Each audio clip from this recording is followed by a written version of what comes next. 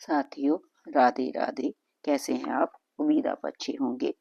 जो मनुष्य जीवन भर अपना पेट भरने में ही लगा रहता है और श्री हरि की पूजा नहीं करता, वह तो मनुष्य रूह के बैल के समान है। आज का जो प्रसंग आपके सामने पेश करने जा रही हूँ, राजा रतनग्रीव का है। त्रेता युग की बात है। कांची नगर में रतनग्रीव नाम की एक भगवत भगत प्रजावत्सल आदर्श राजा राज्य करते थे। उनमें अहंकार का नाम तक नहीं था। राजकोष को वे अपने विलास का साधन नहीं मानते थे। उनका मत था कि कोष तो प्रजा का है, प्रजा साक्षात जनार्दन का स्वरूप है। राजा की धर्म निष्ठा के कारण पूरा राज्य आदर्श हो गया था। सब लोग वर्ण, श्रम, धर्म के अपने कर्तव्यों का यथोचित पालन करते थे। ब्राह्मण वेदावन वेदाध्ययन, अध्यापन, यजन, याजन तथा स्वीकार के वेदान को दान कर देने में तत्पर रहते। क्षत्रिय सदा धर्मयुद्ध के लिए प्रस्तुत, प्राणियों की रक्षा में उद्यतशील वीर और वैश्य न्याय संगत रीति से कृषि या वाणिज्य के द्वारा उपार्जन करते थे। शूद्र समाज की सेवा अपना कर्तव्य समझकर करते थे। स्त्रियां पतिव्रता, कला से विमुख, गृह कार्य में कुशल, मधुरभाषिणी तथा सुशीला थी और पुरुष उद्योगी, धीर, पर स्त्री को माता समझने वाले तथा सदाचारी थे।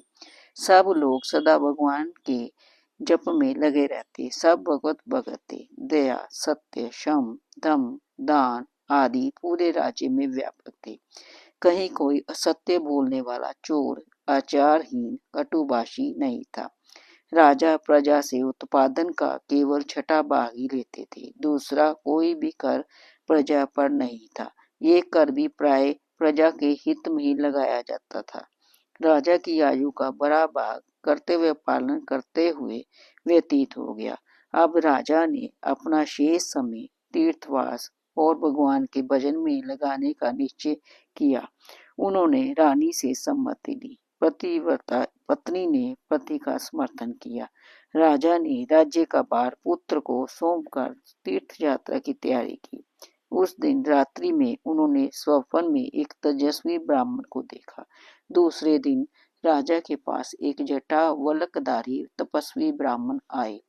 विप्रदेव का यथाविधि सत्कार पूजन करके पूछा, मैं किस तीर्थ में जाकर निवास करूं? कहाँ रहकर भगवान का भजन करूं कि जिससे मैं जन्म मरण के चक्कर से छूट जाऊं?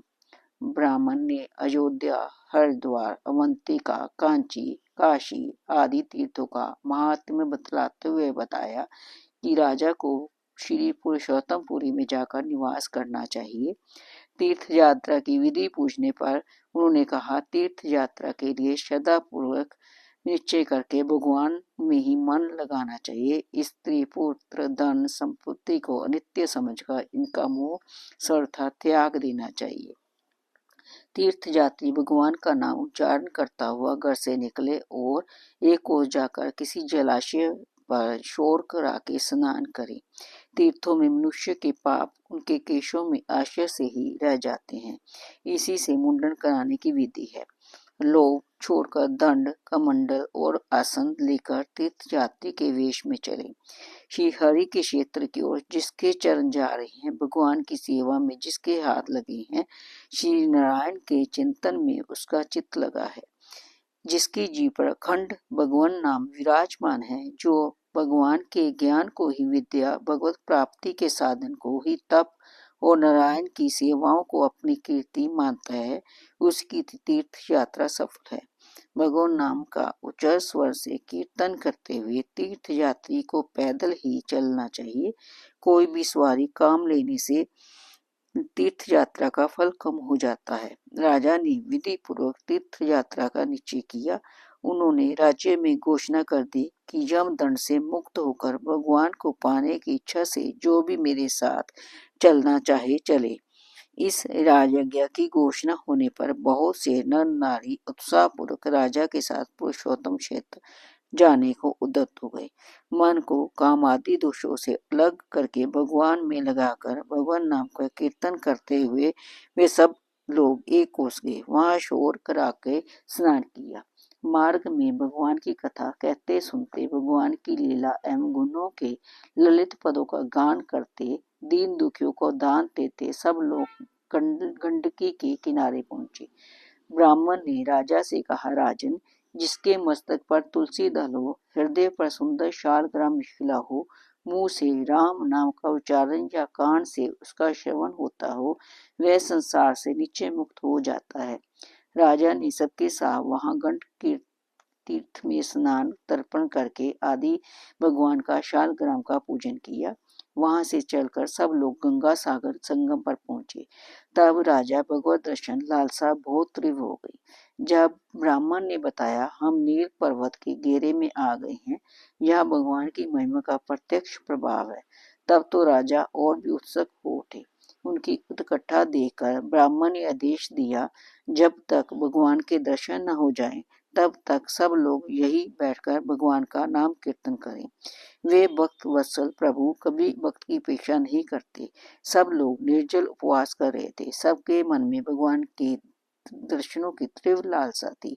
बड़े प्रेम से एकाग्र चित्त से सब मिलकर भगवान नामों का कीर्तन कर रहे थे, नेक प्रकार से भगवान की स्तुति कर रहे। इस प्रकार जब उपास व्रती राजा को 5 दिन कीर्तन तथा सत्वन करके बीत गए, तब उन निष्पाप महाभाग के सम्मुख वह लीला में एक सन्यासी के वेश में प्रकट हुए।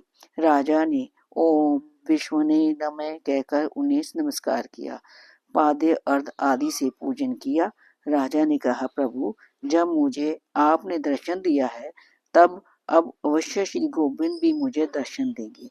सन्यासी ने कहा, राजन, मैं अपने ज्ञान बल से तीनों काल से की बातें जानता हूँ। मुझे से इसी से पता है कि कल मध्याह्न के समय आपको भगवान के परम दुर्लभ दर्शन होंगे। केवल दर्शन ही नहीं होंगे, बल्कि आप, आपके मंत्री, आपकी रानी, ये तपस्वी ब्राह्मण और आपके नर का क्रम नामक साधु चरित जुलाहा, ये सभी परम पद प्राप्त करेंगे। इतना कहकर वह सन्यासी वही अदृश्य हो गए। राजा ने बहुत खोज कराई, पर उनका कहीं पता न चला। ब्राह्मण देवता ने बताया कि इस वेश में भक्त वत्सल दया में श्री हरि सवे कृपा करके पधारे थे। अब कल मध्याह्न को वे अपने दिव्य रूप दर्शन देंगे। उस राजा को उस समय बड़ा ही आनंद हुआ। कल प्रभु के दर्शन होंगे, ये श्रवण करके उनके आनंद का पार नहीं रहा। वे कभी भगवान नाम एवं भगवान के गुणों का गान करते हुए नाचने लगे थे, कभी हंसने लगते, कभी भूमि पर लौटते, कभी स्तुति करते और कभी पद गाते। इस प्रकार दिन बीत गया। रात में राजा को स्वप्न में ऐसा दिखाई पड़ा, शंकर चक्रधारी चतुर्भुज भगवान नारायण अपने पार्षदों द्वारा शंकर जी आदि के साथ नृत्य कर रहे हैं। जागने पर उन्होंने अपना स्वप्न ब्राह्मण देवता को सुनाया, तो वे बहुत हर्षित हुए। उन्होंने कहा, भगवान आपको अपना सारूप्य देना चाहते हैं, ऐसा लगता है। सब लोग भगवान नाम कीर्तन में लग गए। दोपहर होते आकाश से फूलों की वर्षा होने लगी, देवताओं की दुंदुभियां बजने लगी। इसी समय करोड़ों सूर्यों के तेज को अपनी ज्योति से बुलंद करने वाली तेजमय नीलाचल के दर्शन हुए, जिसके शिखर स्वर्ण एवं चांदी के थे। इसी समय भगवान प्रकट हुए। राजा ने पत्नी तथा सेवकों साथ भगवान का पूजन करके स्तुति की। भगवान ने राजा को अपने निवेद्य प्रसाद देकर शीघ्र ग्रहण करने का आदेश दिया। भगवान का निवेद्य पाकर राजा कृतार्थ हो गए। उस दिव्य प्रसाद को पाते ही उनका शरीर तुरंत दिव्य श्याम वर्ण चतुर्भुज हो गया। उसी समय एक दिव्य विमान उतरा। भगवान की आज्ञा से राजा रतनगिर, उनकी पत्नी सत्य नाम का उनका मंत्री, तापस से ब्राह्मण, करब चुलाहा, ये सभी उसमें बैठकर भगवान के चिन्मय धाम को चले गए। प्रजा के लोग भगवान का दर्शन पाकर राजा की प्रशंसा करते हुए तीर्थ स्नान करके लौटे। साथियों, ये प्रसंग आपको कैसे लगा मुझे अवश्य बताइए। अगर कोई त्रुटि रह गई हो तो मुझे क्षमा करें। धन्यवाद।